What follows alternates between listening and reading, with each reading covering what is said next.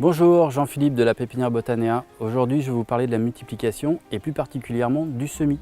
Donc, je vais vous donner quelques petites astuces de façon à ce que vous réussissiez vos semis très facilement. Vous allez avoir besoin, bien sûr, des graines. Donc là, j'ai pris deux types de graines, des graines fines et des graines un peu plus grosses comme le maïs pour vous montrer comment pouvoir les semer. D'une terrine, là j'en ai choisi une qui fait également petite serre pour pouvoir garder les graines au chaud et à l'humidité. Et vous allez avoir besoin de terreau. Le terreau, il faut qu'il soit le plus fin possible de façon à ce que la graine puisse bien coller après. En dernier, en fait, pour pouvoir réaliser ce semis, il va falloir tasser le terreau. Pour ça, j'ai pris une petite pelle de façon à pouvoir tasser uniformément les choses. Dernière chose importante, le petit semoir, parce que quand on a des toutes petites graines, on risque d'en mettre un peu trop serré. Et donc, pour faciliter la chose, nous on propose ce petit semoir là, où on peut régler en fait la taille en fonction de la graine. Voilà, donc pour commencer, on va mettre le terreau. On va l'éparpiller de la façon la plus homogène possible.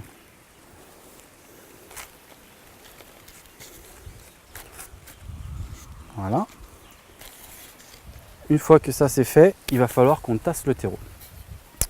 Donc nous allons prendre notre pelle et bien tasser le terreau tout le long. Voilà. Alors pourquoi on tasse le terreau, c'est pour éviter que les graines ne s'enfouissent dedans et que du coup elles sont enfoncées trop profondément et qu'en plus s'il y a des poches d'air, les racines elles n'aimeront pas. Voilà. Une fois que c'est bien tassé, donc les coins on peut les faire au doigt, on va prendre notre petit semoir. Je vais mettre un petit peu de graines dedans, donc là en l'occurrence c'est des graines de carottes.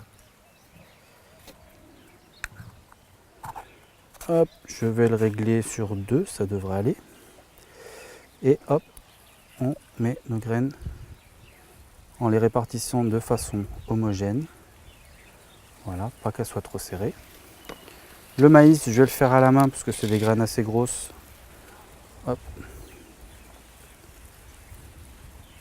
Je les enfonce très légèrement, juste pour qu'elles accrochent bien au terreau. Dernière chose, le recouvrement. Donc là, une petite astuce. Au niveau du recouvrement, ça va dépendre en fait de l'épaisseur de votre graine. Donc il faut compter à peu près une fois l'épaisseur de votre graine. Donc vous avez des petites graines, il faut recouvrir très légèrement. Vous avez des grosses graines, il faudra recouvrir un petit peu plus. Donc là, on peut le faire à la main, comme ça.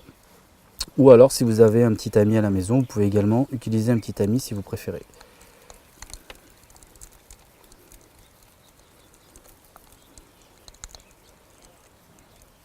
Voilà.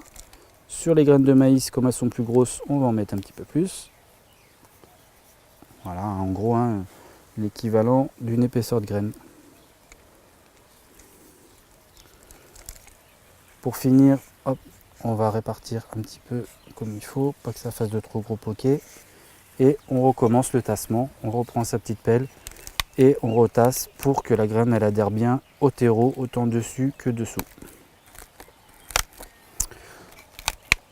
Donc la chose qui va être très importante ensuite, c'est l'arrosage. Parce que l'arrosage, il faut savoir que votre graine, une fois qu'elle a commencé à germer, si jamais elle se retrouve en manque d'eau, manque d'humidité, elle va mourir directement. Donc il faudra être très attentif à votre arrosage jusqu'à la germination. Voilà. Une fois que ça c'est fait, très important, il faut trouver un système d'arrosage qui soit très fin. Donc vous avez maintenant des systèmes comme ça là, qui permettent d'avoir une petite brumisation très fine. On va arroser de façon homogène la terrine. Donc là, hop, comme vous pouvez voir, c'est bien humide. Éventuellement, faites plusieurs passes, comme une deuxième, comme ci.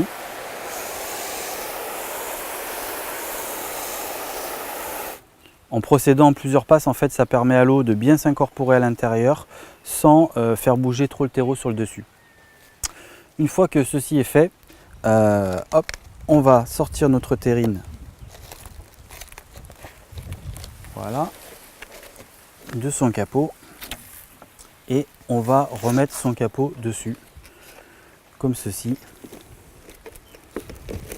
Voilà, de façon à avoir notre petite serre. Ça permet de garder la chaleur et l'humidité. Regardez tous les jours si c'est suffisamment humide jusqu'à ce que vous ayez les petites pousses qui sortent.